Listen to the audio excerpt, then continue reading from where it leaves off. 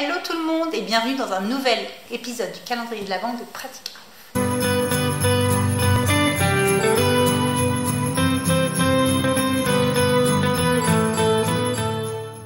Aujourd'hui, c'est dimanche, on est le 4 décembre. J'avais envie d'une vidéo plus douce, moins tournée vers les soins, quelque chose qui pourra vous aider également.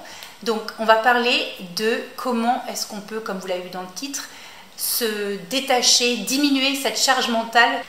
Le métier de soignant est vraiment considéré comme un travail difficile. Sa pénibilité a un impact physique et psychologique non négligeable sur chaque soignant, lié aux conditions de travail qui sont parfois difficiles, à des horaires qui sont lourds et compliqués à gérer, des situations pareilles très difficiles à gérer psychologiquement, mentalement, des manutentions difficiles et compliquées qui ont un retentissement physique au moyen et long terme.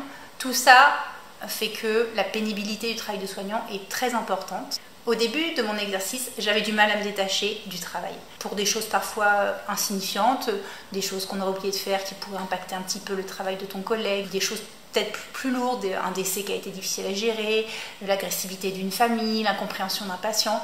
Toutes ces choses-là avaient tendance à me poursuivre sur mes jours de repos et provoquer en moi une charge mentale très importante, un mauvais sommeil et du coup un impact sur ma vie privée, sur ma vie familiale. Et donc j'ai appris que c'était pas une mauvaise chose de se déconnecter complètement au fil des années. Enfin je dis complètement, mais parfois quand il y a des choses très difficiles, c'est compliqué de le faire. Mais c'est vrai que j'ai vu l'impact que ça avait, que ce phénomène avait comme impact sur ma vie et mon quotidien. Et du coup j'ai fait un travail sur moi pour avoir cette déconnexion pendant qu'on est en repos de tout ce qui est lié au travail. Je pense que c'est plus sain et que du coup ça nous permet d'assumer de manière plus sereine les journées de travail. Aujourd'hui, je partage avec vous 5 choses que je mets en place pendant mes jours de repos qui me permettent de me déconnecter, de me ressourcer, de me reposer, qui me font du bien et qui vraiment sont source de mieux-être et qui me permettent, comme je disais précédemment, vraiment de retourner au travail le cœur plus léger et sans avoir l'esprit pendant ces moments-là, qui sont des moments censés être libres, obnubilés par des choses du travail. Donc j'espère que ça vous plaît et je vous laisse tout de suite avec la vidéo.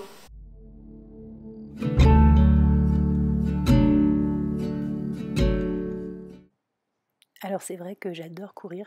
Généralement je démarre tôt le matin pour pas impacter ma journée. Je choisis de la musique ou un podcast que je mets dans mon casque et c'est parti pour une course, généralement entre 7 et 10 km.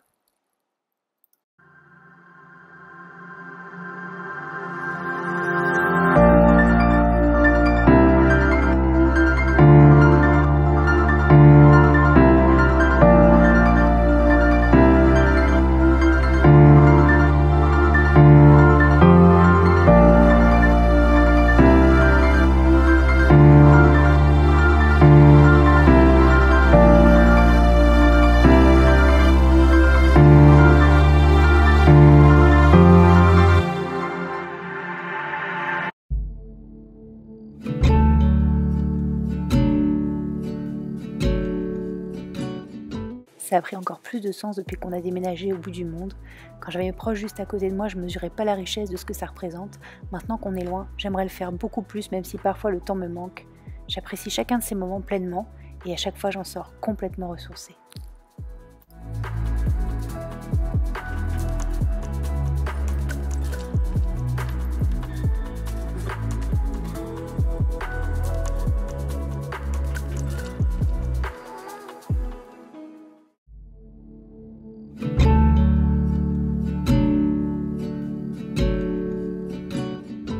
Su que j'aimais marcher, c'est des moments qui n'appartiennent qu'à moi, où je pense à ce que je veux, je programme la suite, j'élabore des projets, tout ça dans ma tête. Mais avec les paysages de la Réunion, ces moments sont devenus un régal pour mes yeux.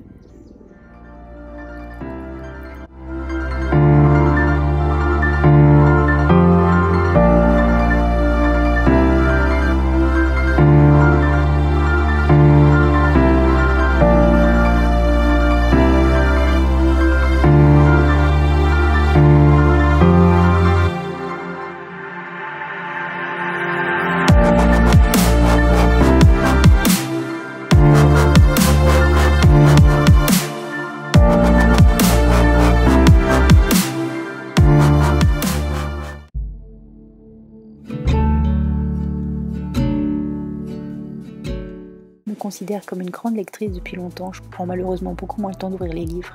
Le fait de se lever la majorité du temps à 4 h du matin y est pour quelque chose.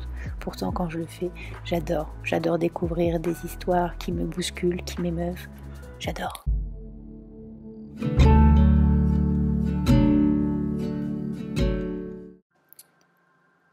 Toutes ces personnes qui partagent mon quotidien, qui connaissent mes difficultés, mes épreuves, notamment au travail, ce sont mes piliers dans la tempête et je chéris chaque moment passé à leur côté.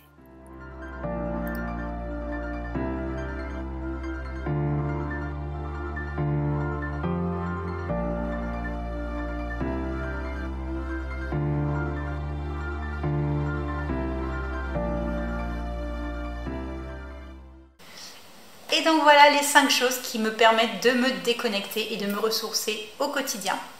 J'espère que ça vous a plu. N'hésitez pas vous à me dire en commentaire ce que vous mettez en place, ce qui vous fait aller mieux, ce qui vous fait sentir bien pendant vos jours de repos et qui vous permettent de réduire cette charge mentale qui est parfois très lourde et du coup lourde de conséquences pour le soignant. Il y a d'autres choses que j'aimerais mettre en place. J'aimerais énormément me mettre au yoga. Ça fait des années que j'en parle, mais j'arrive jamais à sauter le pas. Et pourtant, je suis sûre que cette pratique pourrait avoir tellement de bienfaits sur ma santé physique comme mentale. Je suis sûre que j'en trouverai beaucoup de bienfaits, mais j'ai jamais réussi à sauter le pas. Une autre chose que j'aimerais mettre en place, que je faisais beaucoup avant, mais que je fais plus du tout parce que j'ai la flemme et que ça demande du temps, c'est de cuisiner. J'adore ça, j'adore cuisiner et c'est vrai que je me suis complètement déconnectée de ça et j'aimerais vraiment m'y remettre.